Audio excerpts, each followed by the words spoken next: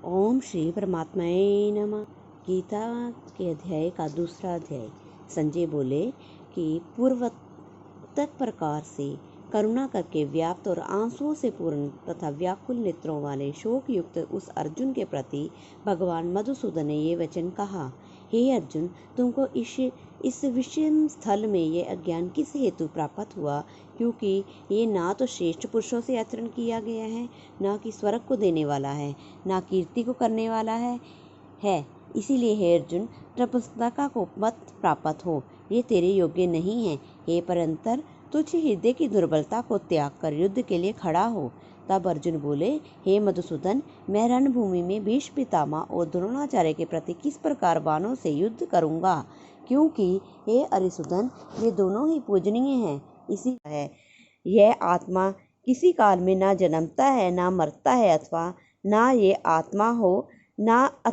ये आत्मा हो करके भी फिर होने वाला है, क्योंकि यह अजन्मा, नित्य, शाश्वत और पुरातन है। शरीर के नाश होने पर भी यह नाश नहीं होता।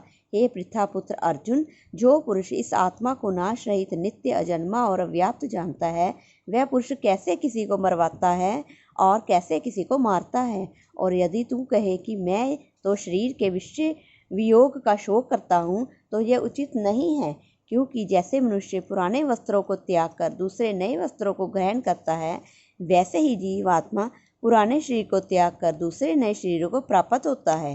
हे अर्जुन, इस जीवात्मा को शस्त्र आदि नहीं काट सकते, और ना ही आग इसे जला सकती है, और ना ही इसको जल गीला कर सकता है, और ना वायु इसे सुखा सकती है, क्योंकि ये आत्मा अछेद्य है। ये आत्मा अलेखन और अशोय है, तथा ये आत्मा निस्संदेह, नित्य, सर्वव्यापक, अचल, स्थिर रहने वाला और सनातन है।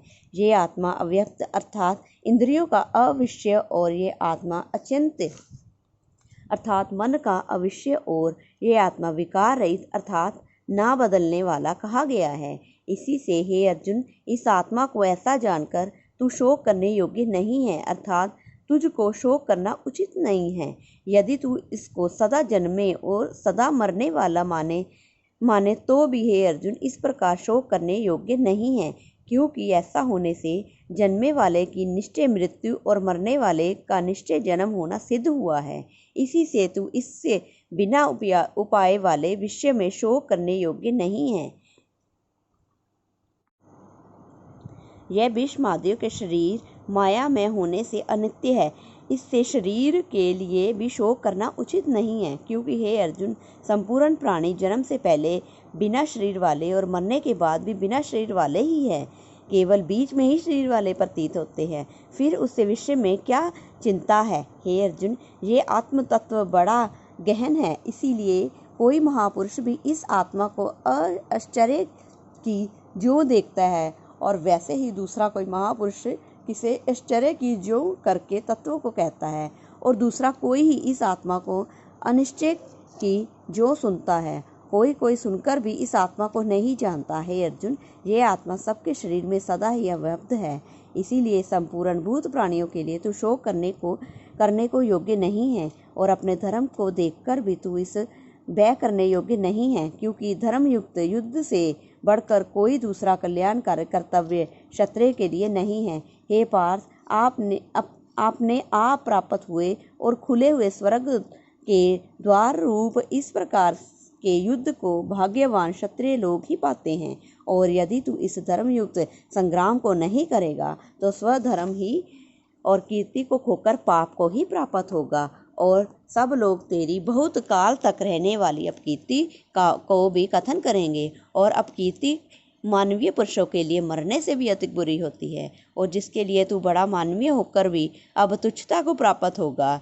हे वे महारथी लोग तुझसे भय के कारण युद्ध से उपराम हुआ मानेंगे, और तेरे वैरी लोग तेरे समर्थ की निंदा करते हुए बहुत से न कहने योग्य वचनों को कहेंगे। फिर उनसे अधिक दुख क्या होगा?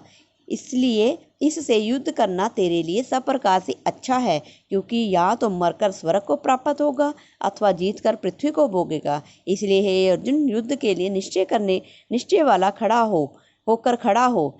यदि तुझे स्वर्ग तथा राज्य की इच्छा ना हो, तो भी सुख दुख, लाभ हानि, जय प्रजा, सम्मान, जय प्राज्य को समान समझकर उसके उपरांत युद्ध के लिए तैयार हो। इस प्रकार युद्ध करने से तू पाप को ही प्राप्त होगा।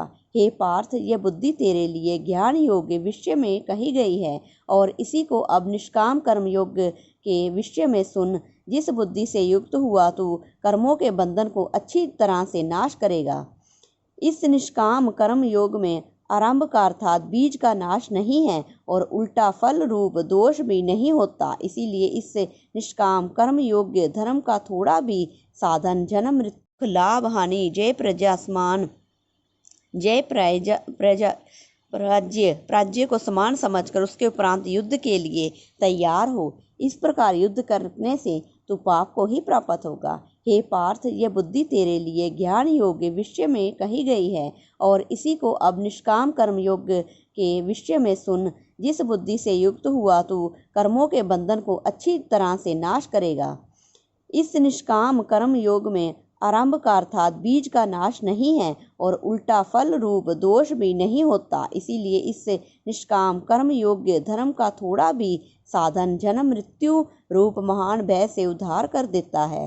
हे अर्जुन, इस कल्याण मार्ग में निश्चयात्मक बुद्धि एक ही है और अज्ञानी सकामी पुरुषों की बुद्धियां बहुत भेद वाली अनंत होती हैं। हे अर्जुन, जो सकामी पुरुष केवल फलश्रुति प्रीति रखने वाला, स्वर्ग को ही परमेश्वर मानने वाला, इससे बढ़कर और कुछ भी नहीं है ऐसे कहने वाले हैं, वे अविवेकी जन्म रूप कर्म फल को देने वाले और भोग तथा ऐश्वर्य की प्राप्ति के लिए बहुत सी क्रियाओं के विस्तार वाली इस प्रकार की जिस दिखाऊ शोभा युक्त वाणी को कहते हैं, उस वाणी द्वारा मरे हुए चित्त वाले तथा भोग और ऐश्वर्य में आसक्ति वाले उन पुरुषों के अंतकरण में निश्चयात्मक बुद्धि नहीं होती है। हे अर्जुन, सब वेद तीनों गुणों के कार्य रूप संसार को विषय करने वाले अर्थात प्रकाश करने वाले हैं। इसीलिए तू असंसारी तथा निष्कामी और सुख दुख आदि द्वंद्वों से रहित नित्य वस्तुओं में स्थिर तथा योगक्षेम को न चाहने वाला और आत्मा परायण हो। क्योंकि मनुष्य का सब ओर से परिपूर्ण जलाशय के प्राप्त होने पर छोटे जलाशय में जितना प्रयोजन रहता है, अच्छी प्रकार ब्राह्मण को जानने वाला ब्राह्मण का भी ये सब वेदों में उतना ही प्रयोजन रहता है। अर्थात जैसे बड़े जलाशय के प्राप्त हो जाने पर जल के लिए छोटे जलाशयों की अवस्था नहीं रहती, वैसे ही ब्रह्मानंद की प्राप्ति होने पर आनंद के लिए वेदों की अवस्था नहीं रहती। इससे तेरा कर्म करने मात्र ही अधिकार होवे, फल में कभी नहीं, और तू कर्मों के फल की वासना वाला भी मत हो, अर्थात तेरी कर्म न करने में भी प्रीति न होवे। हे धनंजय, आसक्ति को त्याग कर तथा सिद्धि और असिद्धि में समान बुद्धि वाला होकर योग में स्थिर हुआ कर्मों को कर। यह सम्मत भाव ही योग नाम से कहा जाता है। इस सम्मत रूप कामना उत्पन्न होती है और कामना में विघ्न पड़ने से क्रोध उत्पन्न होता है। क्रोध से अविवेकी अर्थात मूढ़ भाव उत्पन्न होता है और अविवेकी स्मरण शक्ति भ्रमित हो जाती है और स्मृति के भ्रमित हो जाने से बुद्धि और ज्ञान शक्ति का नाश हो जाता है और बुद्धि का नाश होने से यह पुरुष अपने श्रेय साधन से गिर जाता है। परंतु स्वाधीन अंतकरण वाला पुरुष राग द्वेष से रहित अपने वश में की हुई इंद्रियों द्वारा विषयों को भोगता हुआ अनंतकरण की प्रसन्नता अथवा स्वच्छता को प्राप्त होता है। उस निर्मलता के होने पर इसके संपूर्ण दुखों का अभाव हो जाता है और इस प्रसन्न चित्त पुरुष की बुद्धि शीघ्र ही अच्छी प्रकार स्थिर हो जाती है। हे अर्जुन, साधन सहित पुरुष के लिए अंतकरण में श्रेष्ठ बुद्धि नहीं होती और उस युक्त से अनंतकरण में अस्थि भाव भी नहीं होता और बिना अस्थि भाव वाले पुरुष को शांति भी नहीं होती। फिर शांति रहित पुरुष को सुख कैसे हो सकता है? क्योंकि जल में वायु नाव को जैसे हर लेती है, वैसे ही विश्व में विचरती हुई इंद्रियां बीच में जिस इंद्रियों के साथ मन रहता है, वह एक ही इंद्रियां इस युक्त पुरुष की बुद्धि को हरण कर लेती है। इसीलिए इससे हे महाभावो, जिस पुरुष की इंद्रियां सब प्रकार से इंद्रियों के विषयों से वश में की हुई होती है, उसकी बुद्धि स्थिर होती है। हे अर्जुन, संपूर्ण भूत प्राणियों के लिए जो रात्रि है, उस नित्य शुद्ध बोध स्वरूप परमानंद में भगवत को प्राप्त हुआ योगी पुरुष जागता है और जिस नाशवान क्षण भंगुर सांसारिक सुखों में सब भूत प्राणी जागते हैं। तत्वों को जानने वाला मुनि के लिए ये रात्रि है। जैसे सब ओर से परिपूर्ण अचल प्रतिष्ठा वाले समुद्र के प्रति नाना नदियों के जल उसको चलानमय न करते हुए ही समा जाते हैं, वैसे ही स्थिर बुद्धि वाले पुरुष के प्रति संपूर्ण भोग किसी प्रकार का विकार उत्पन्न किए बिना ही समा जाते हैं। वैसे पुरुष परम शांति को प्राप्त होता है, ना कि भोगों को चाहने वाला, क्योंकि जो पुरुष संपूर्ण कामनाओं को त्याग कर ममता रहित और अहंकार रहित स्पर्शा रहित हुआ बरता है, अर्थात शांति को प्राप्त होता है।